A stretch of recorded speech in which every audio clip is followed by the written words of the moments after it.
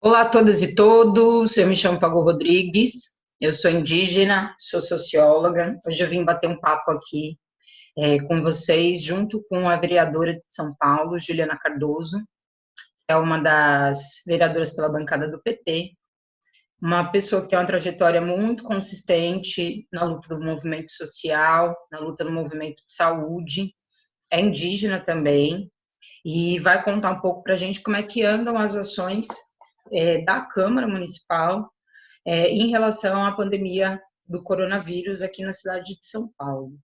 É, Eles criaram um comitê de enfrentamento à crise do Covid e a gente vai ver com ela como é que essas questões estão colocadas da perspectiva das mulheres, da perspectiva das periferias, como que os movimentos sociais estão se organizando e como que o mandato dela está se organizando em relação a esse período de pandemia. Então, vem com a gente, vai ser um papo muito legal, muito construtivo, com uma companheira de muita luta aqui na cidade. Quero te agradecer por fazer parte aqui, mas colocar um pouco isso, né? A ideia de trazer você hoje é porque sei que você tem uma luta muito grande na cidade, conhece os problemas muito de perto, né? É vereadora pelo PT na Câmara Municipal e queria saber um pouco como é que estão essas perspectivas aí para vocês. Bom, primeiro eu que agradeço, né, esse espaço. Acho que é bastante importante a gente poder achar, como eu falei, né, outras formas de conversar, outras formas de a gente não deixar de ficar desconectado. Porque esse momento pede isso, né? Esse momento ele pede que a gente consiga enxergar o próximo de uma forma mais afetiva, de uma forma mais amorosa, de uma forma mais interligada. Não que a gente não faça. As pessoas estão mais carentes, porque eu falo mesmo pelos idosos, assim. Quando eu ligo que eu falo que são os meus velhinhos, mas não só da questão familiar. Os velhinhos que me apoiam, que sempre estão muito junto comigo. Tenho falado muito com eles por telefone ou WhatsApp, assim. Então, muito choro, Pagu. Muito choro, assim, de angústia. Tipo, gente que nem tava saindo tanto, mas tá agora muito... eu sei que eu não saía tanto, mas agora quando a gente não pode sair, fica uma coisa de que por que eu não posso sair, né? E por que tá acontecendo tudo isso? Então, além disso, tem a forma de teletrabalho, que é os diálogos com os próprios secretários, né? Prefeito Bruno Covas, também, na medida do possível que a gente consegue falar, que sempre é muito difícil, principalmente vereadores que são de oposição, a dialogar sobre isso. Mas eu quero agradecer demais, Pagu, esse momento de a gente fazer isso. E você, que é uma pessoa que eu conheci há um tempo já, acho que na primeiro contato que eu lembro que a gente teve, eu já me identifiquei, assim, com você. E aí depois eu fui descobrir por quê, né? Porque a gente é parentes. Quando o período que você passou na Câmara, você me trouxe uma coisa, assim, muito forte de eu também voltar a reconhecer as minhas origens, sabe? Então, quando você ia, depois de passar pelo processo do ritual, você ia já com as nossas não só os brincos, os colares, mas pintando a pele, né? E sempre tem um significado bastante intenso. E isso me aguçou muito, sabe? De por que eu não quero e não posso saber mais sobre isso. Porque meu pai, que era terena, do Mato Grosso do Sul, ele faleceu quando eu tinha 6 anos e eu não tive mais tanto contato com a família, sabe? E aí eu fui começar a procurar. Então, quero te agradecer também aí, ao vivo e a cores, né? Esse seu jeito de ter me despertado isso. E eu acho que foi muito interessante por conta espiritualmente, assim. Eu acho que, sabe, quando chega um processo espiritual que é necessário, e isso tá me ajudando demais, assim, que aí eu fui atrás, aí eu fui descobrindo, redescobrindo e sabendo as formas, o jeito, a espiritualidade, e isso hoje ele com certeza me ajuda a entender esse processo que nós estamos vivendo sem ficar louca, né? Ju, porque para gente que é indígena, né, Ju? Porque você é minha parente, sim. E essa identificação da gente que é parente com parente, ela é sempre muito forte. E esse processo de espiritualidade para a gente, nesse período, é muito importante, né? Que as pessoas real estão vivendo uma carência. Tem gente que está seriamente afetado com o psicológico, porque é um momento também de repensar como a gente foi, como o mundo, né, e a humanidade foi construindo essas relações ao longo dos anos, e hoje a gente precisa ter essas relações e a gente não consegue porque está cada um isolado num canto, né?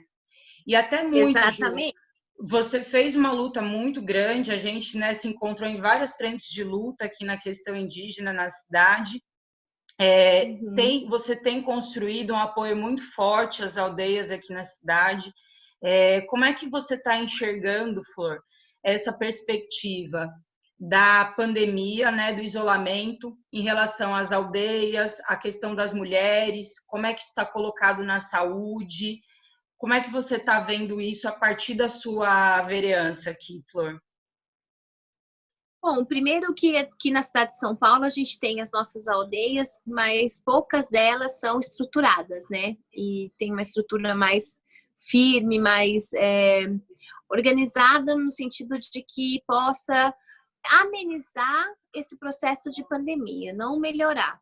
E tem outras aldeias nossas que são completamente vulneráveis, né? Vulneráveis até por conta da história da aldeia, e do homem branco que passa por cima, né? Passando as estradas, passando a vinda da especulação imobiliária, que cada dia mais chega próximo à nossa nosso mato, e a nossa fauna, a nossa flora. Então, isso desestrutura, desequilibra, né? Não desequilibra só a mãe natureza. Aliás, que é a nossa principal forma, né, de dialogar e de estar muito junto, mas desequilibra a própria comunidade indígena. Então, a gente acha que nesse processo está tendo muitas dores, e essas dores, não é nesse processo da pandemia, nesse período todo de vinda dessa caminhada de desmatamento, de problemas que o universo está tendo com a natureza, né, desequilibrou a ponto de as pessoas terem que reorganizar essa forma de amor, né, de conectar com o próximo para poder ver se melhora. Tem a relação de política pública, isso que aí não é só na questão do povo indígena, mas bate diretamente na vida das mulheres, bate na vida das crianças, bate na vida da classe trabalhadora. E a pandemia, por mais que tenha o coronavírus, por mais que ele não passe nessa relação de classe social, porque ele pega desde o cara que tem muito dinheiro até o morador de rua, até as mulheres, né? Qualquer pessoa, ao mesmo tempo a gente enxerga quanto que ela, sim, que o atendimento, sim, é para classe social.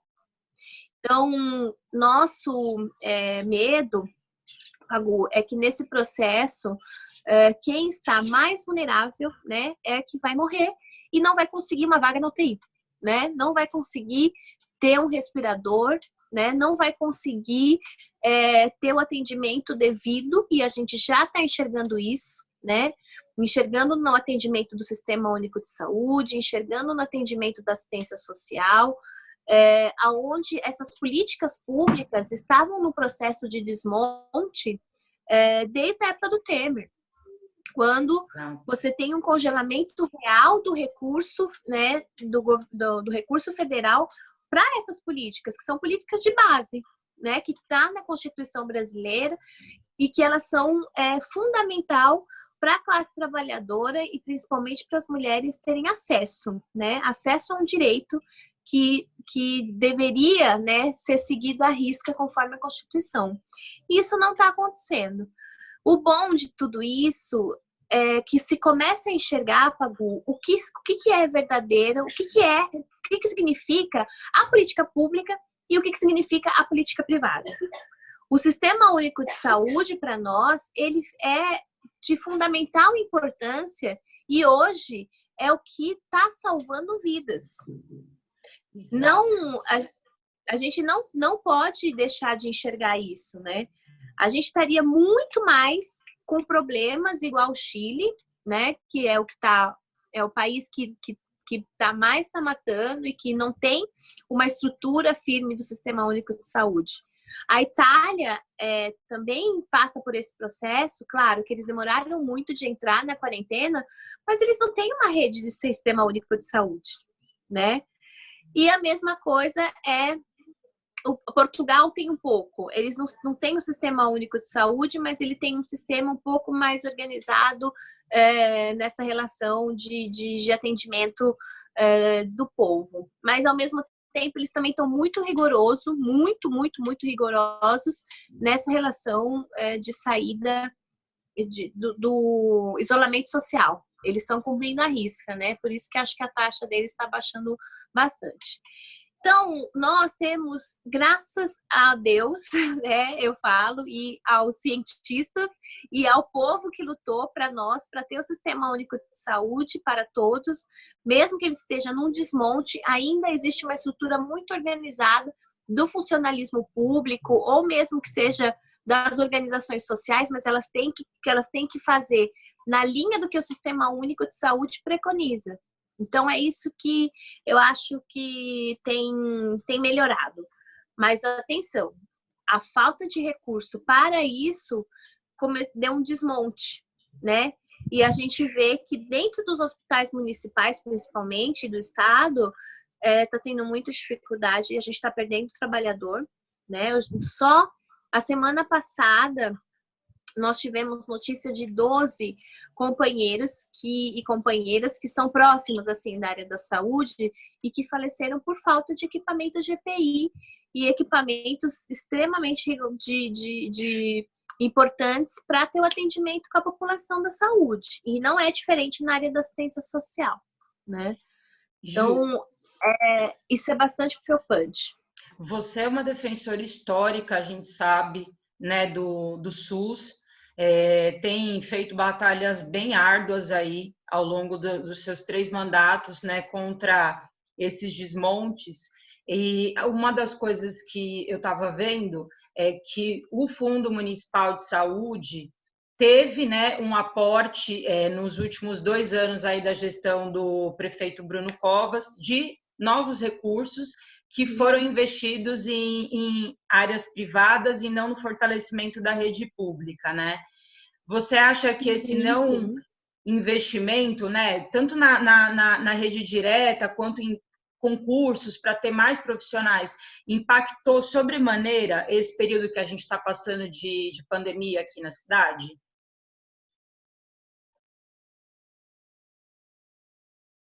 Acho que cortou. O seu áudio está desligado. Isso. Sem o áudio. Sim, a gente é nítido nesse processo de investimento do fundo partidário, ó, estou eu já pensando no fundo de assistência social, saúde, Fundurb.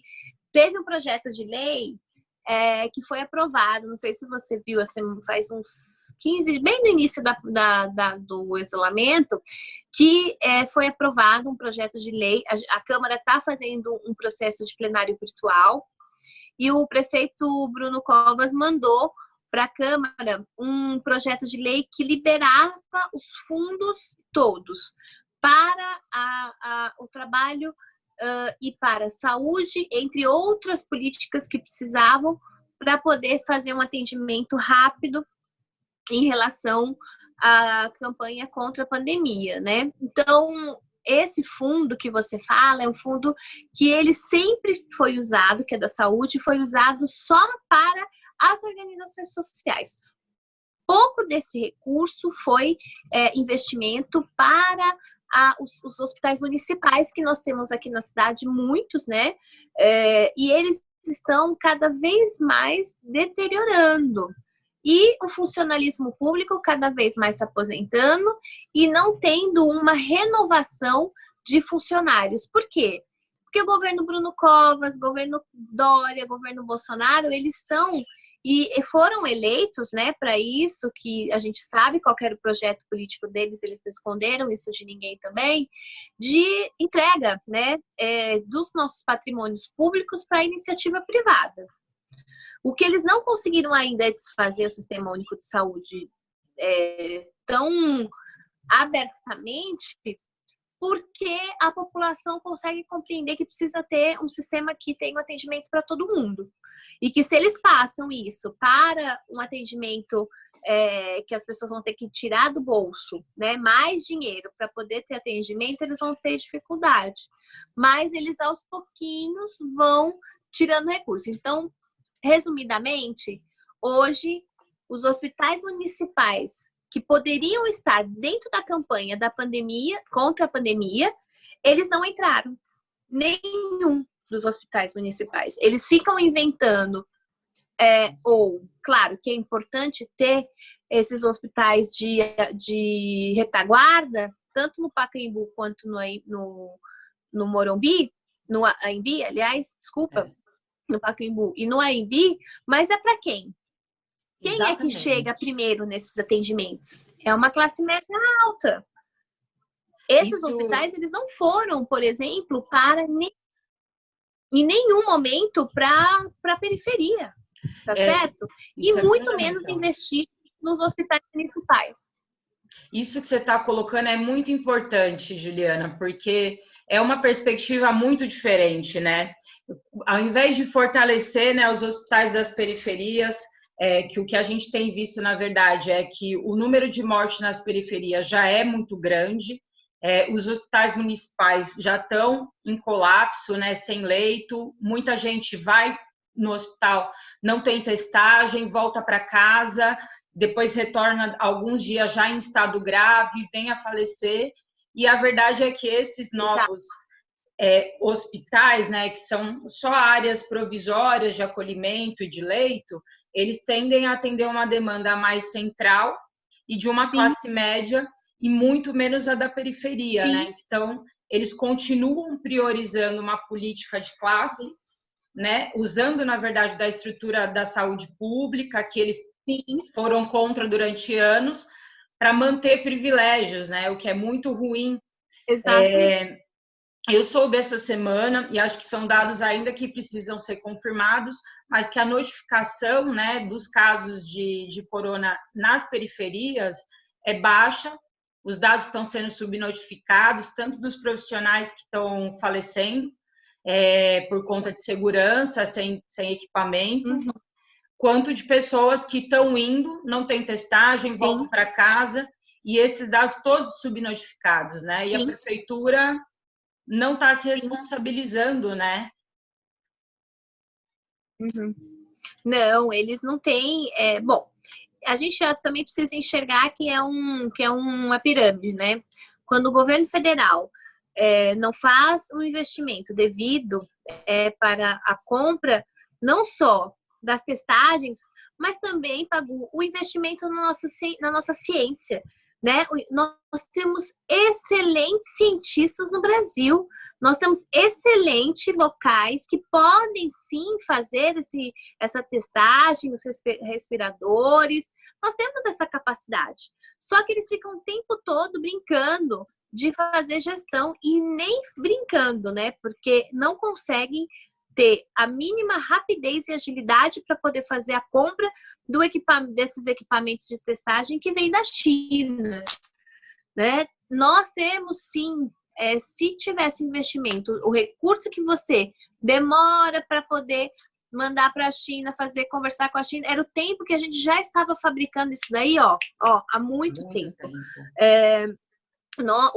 Isso, assim, essas políticas que foram pensadas, principalmente na área da saúde, com o governo federal que foi de Lula e de Dilma, eles mesmo com todo esse processo de desmonte do Sistema Único de Saúde e da ciência, ainda assim eles conseguem se assegurar ou se organizar mesmo com tanto desmonte nesse período. Então, a gente está passando por um processo, Pagu, que essa política que eles venderam de privatização, ela está se saindo pelos dedos. Porque o que está prevalecendo, né? Por exemplo, a renda básica emergencial. Ela é o quê, exatamente? Ela já era...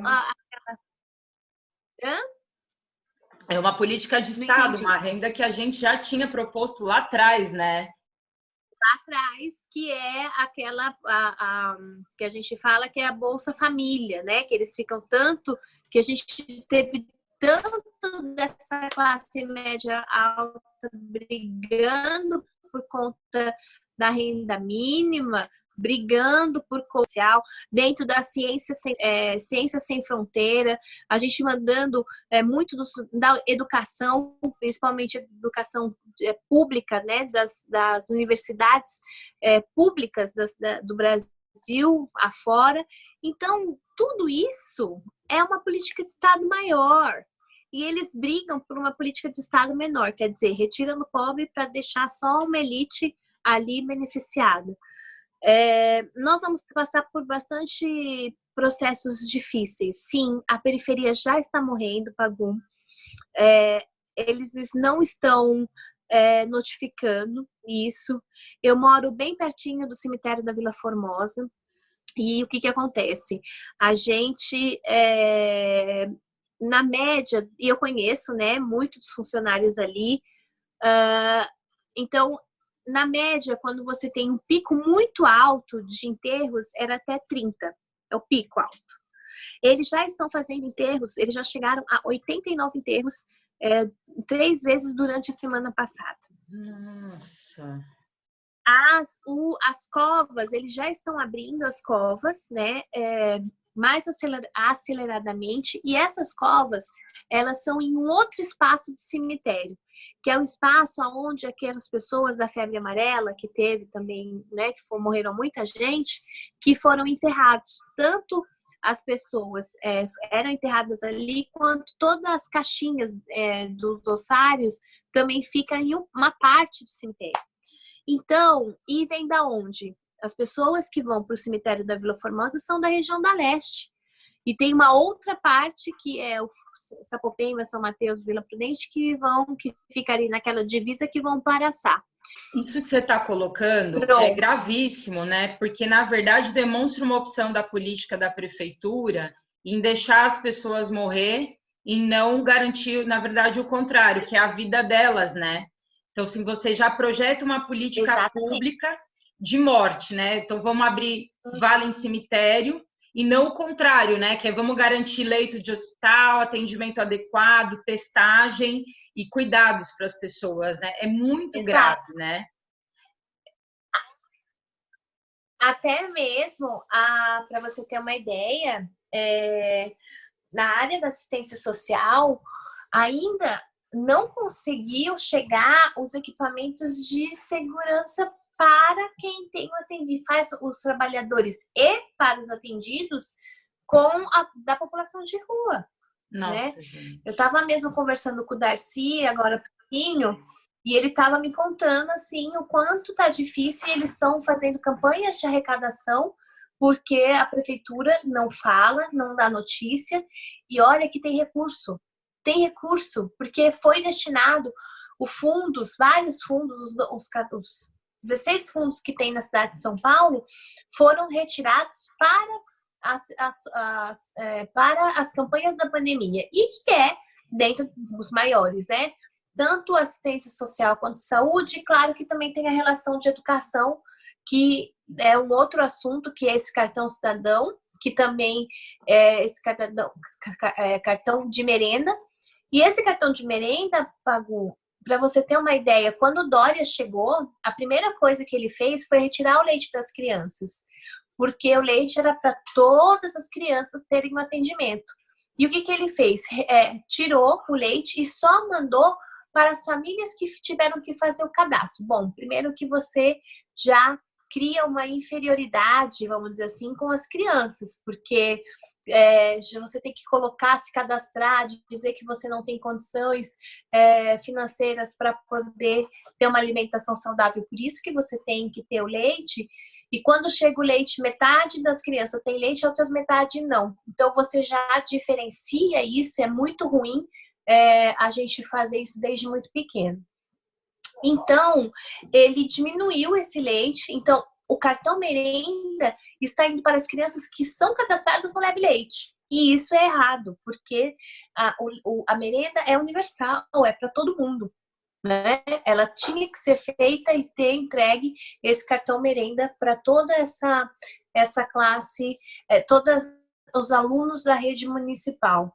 E no estado, nada, nenhum tipo de informação é falado sobre isso. Ju, tanto assunto, né, que a gente vai passando outro.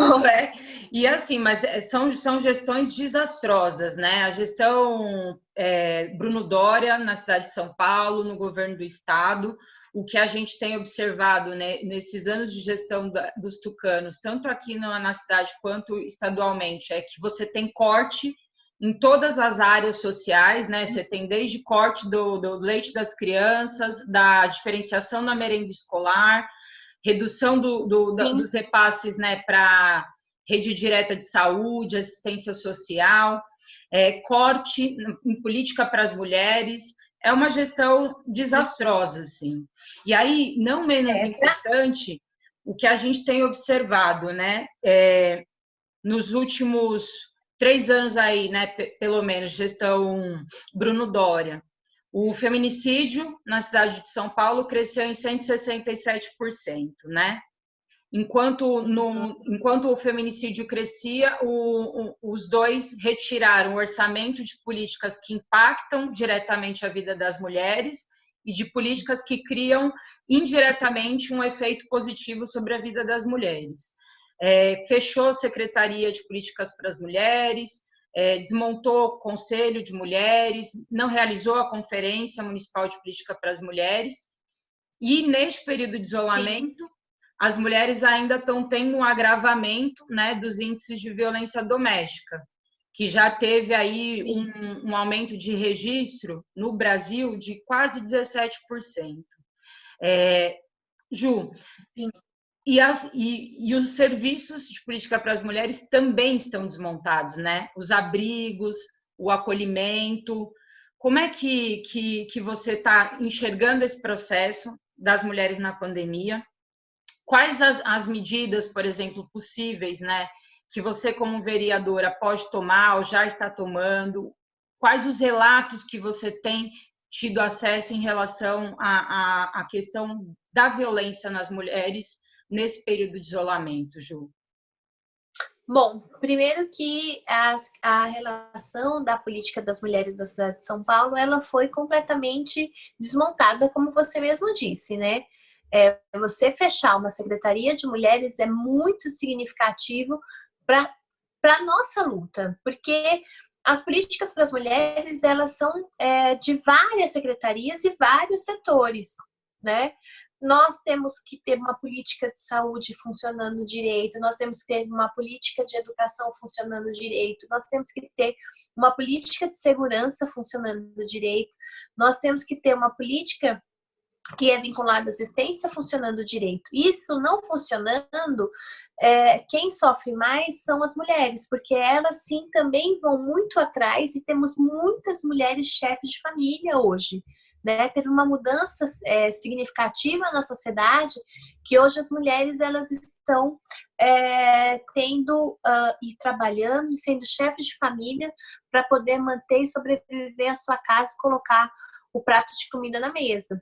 Então, quando você vê que a gente, um exemplo, vê que as delegacias do Estado de mulheres, que a gente ficou sabendo a notícia, que pese seja Estado, mas a Guarda Civil Metropolitana tem uma lei que chama Lei Maria da Penha, que leva, né, e ela está próxima da mulher, mas o link dela também é diretamente com a polícia. E eles disseram que não tem não está tendo estrutura o suficiente para a delegacia das mulheres, que falta papel, falta funcionários, falta o equipamento da internet toda hora cai, não está funcionando, não tem equipamento tecnológico nesse momento da pandemia o suficiente para poder dar conta de um atendimento, mesmo ele sendo pouco direcionado para a delegacia,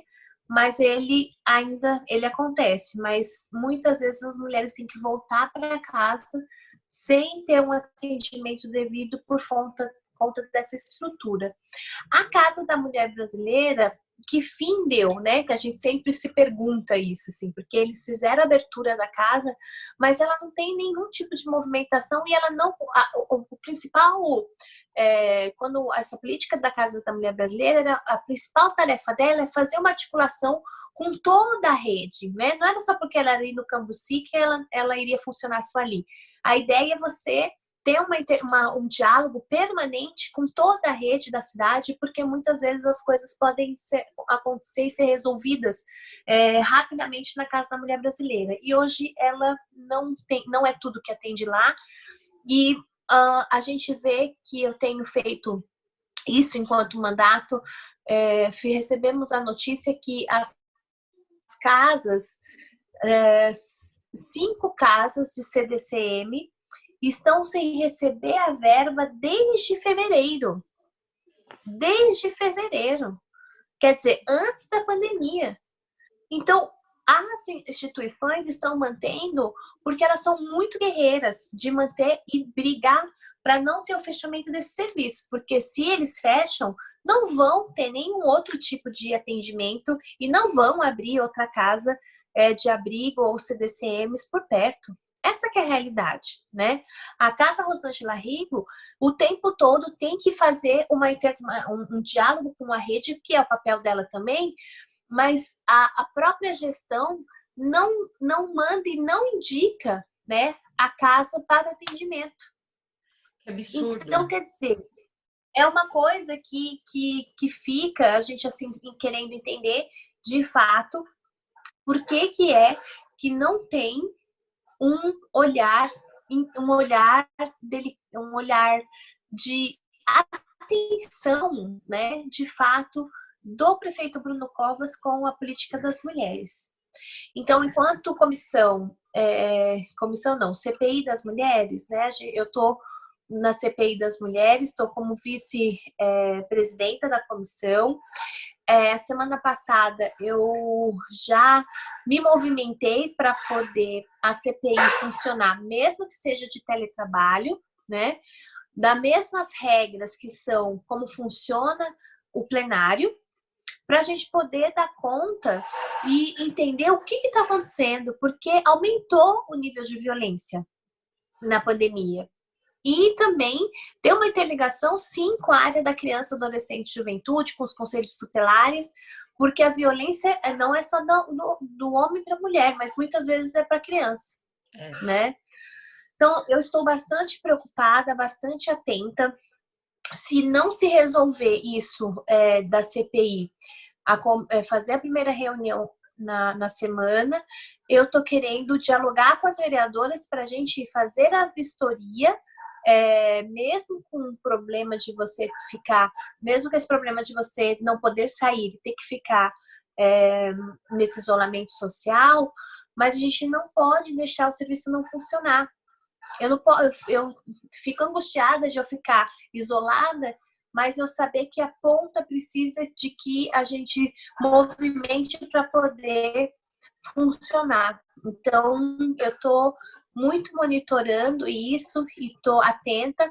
Inclusive, eu fui na secretária de assistência social, ela não queria me atender no telefone, eu fui pessoalmente e sentei lá na segunda-feira e fiquei bem esperando. Só vou sair daqui na hora que eu tiver o atendimento da secretária, para falar do repasse que não estava sendo pago para os CDCMs e que eu queria saber o que estava acontecendo, porque senão ia ser obrigada a responsabilizá-la na falta de atendimento das mulheres vítimas de violência doméstica.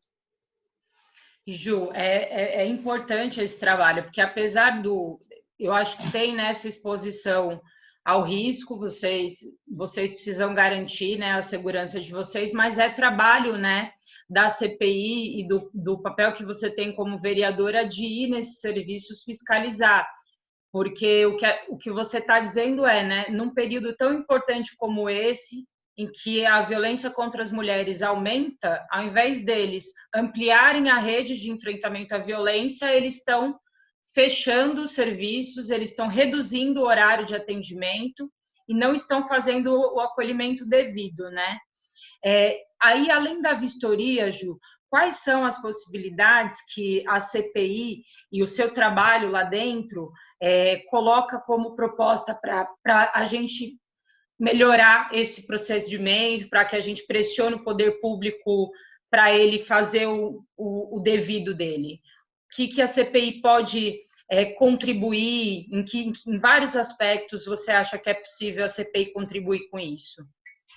Sim, ela pode chamar, né, a secretária para poder fazer esclarecimentos sobre isso, e não tendo uma objetividade para a relação de pagamento, ela tem que imediatamente pensar como que vai fazer para o serviço ficar funcionando, né?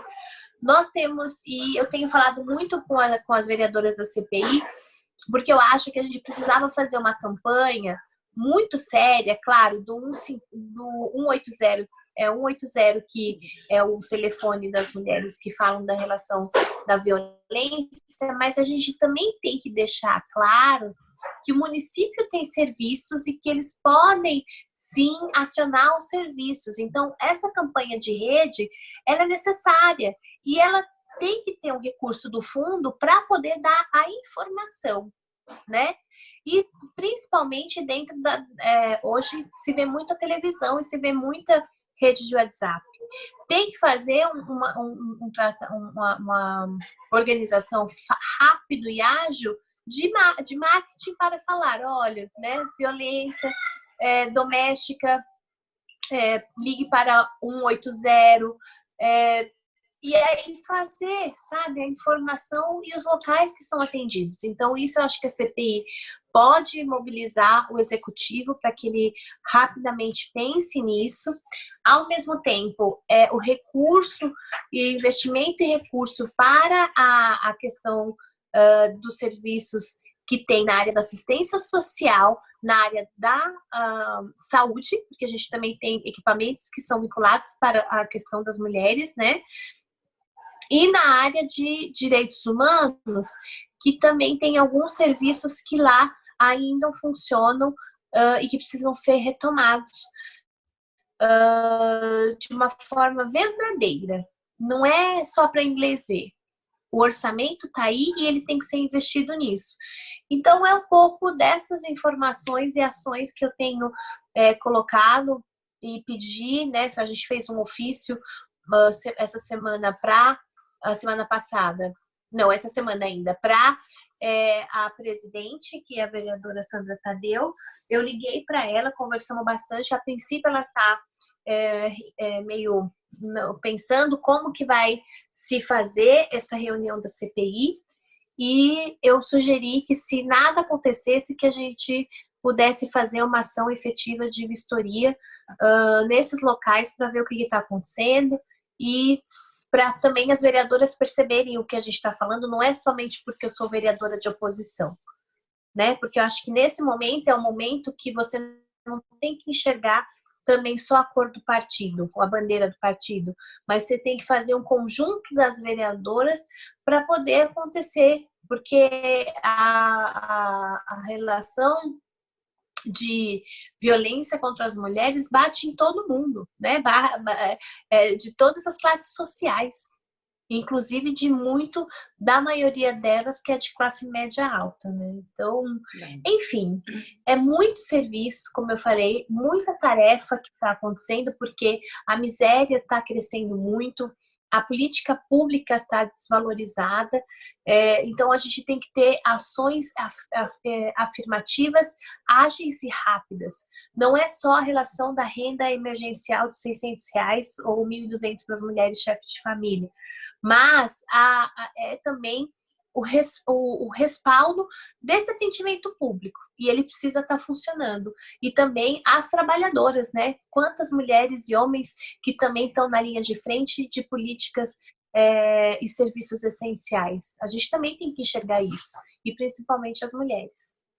Ju, e aí quero que você, então, aproveita para quem está assistindo a gente, diga um pouco quais ações do seu mandato, tanto nesse período, mas todas as coisas, assim, de maneira resumida que você leva para frente, e que maneira, qual canal agora que as pessoas podem acionar o seu mandato nesse período de isolamento, de que forma que as pessoas podem acessar você?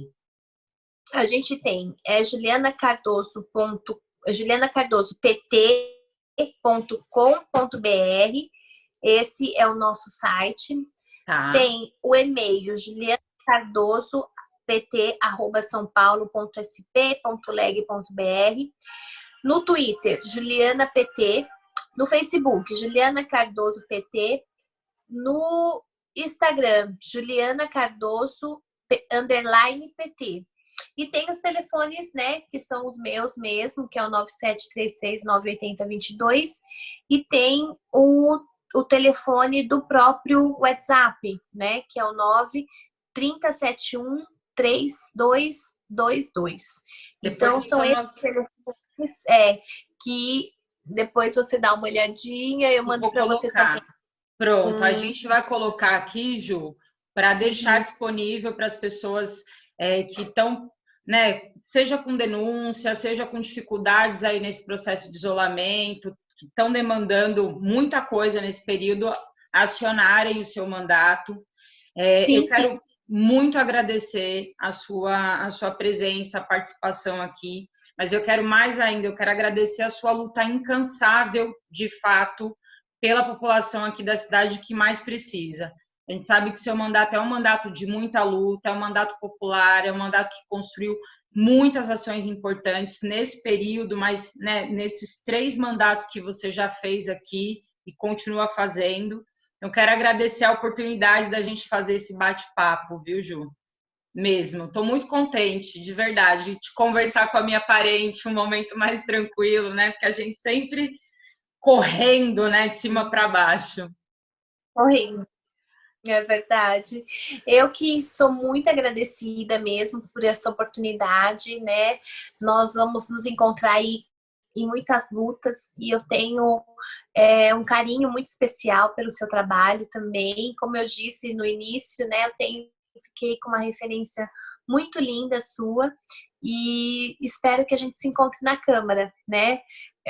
Na próxima legislatura, que, claro, não sabemos ainda o que vai acontecer daqui nos próximos meses, mas independente disso, eu acho que ter mulheres que a gente possa compartilhar a política no parlamento é muito importante para a nossa luta do dia a dia. Avante mulheres, firme, guerreiras e principalmente mulheres indígenas que pouco têm espaço no parlamento para poder falar sobre as nossas lutas, né? A gente só vê sangue do povo indígena. A gente não vê eles ocupando espaços e em espaços importantes de discussão política. Então é isso. Muito obrigada pela oportunidade. Bora lá dialogar, conversar. Sim, mandem as demandas e a gente ajuda no que é possível e do que não é possível a gente vai atrás para poder ser possível, tá certo? Ju, muito obrigada, avante sempre. Muito obrigada. E dando tudo certo, a gente ainda vai ser companheira de bancada e eu vou ter muito orgulho de atuar aí lado a lado com você. Muita força. Vai ser ótimo. E até breve, beijo. Viu? Beijo grande, meu bem. Até breve. Tchau. Tchau. Bom, gente, esse foi o Papo com Fagu de hoje. A gente recebeu aqui a vereadora Juliana Cardoso, que é vereadora pela bancada do PT, e que mostrou aí, né, uma luta muito, muito importante que ela tem feito à frente desse mandato aqui na cidade de São Paulo, em relação às mulheres, à população em situação de rua, na saúde, na luta da periferia, com a população indígena. Então, sigam a Juliana Cardoso nas redes. E se você gostou desse vídeo, dá um like aqui embaixo e siga Pago Rodrigues nas redes e se inscreva aqui no meu canal. Um abraço, fique em casa e até breve.